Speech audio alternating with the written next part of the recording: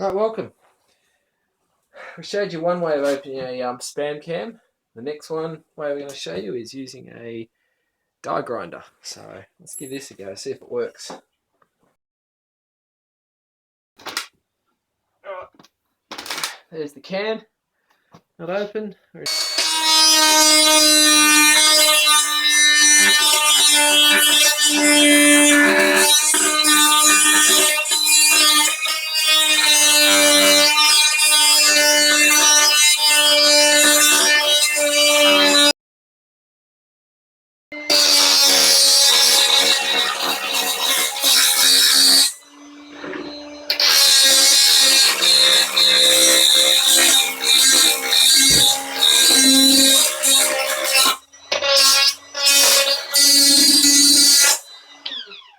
Alright, just as we're about to run out of battery.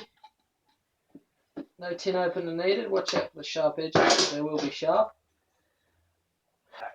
It's open. It's not hot or anything. I'd say negligible risk of setting any of the rounds off as long as you're careful. Die grinder with a carbide tip, highly recommended for opening a spam cam.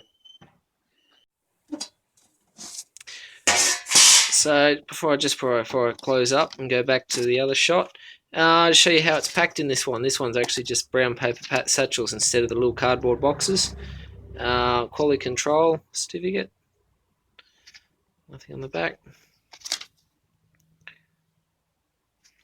Nothing on the back.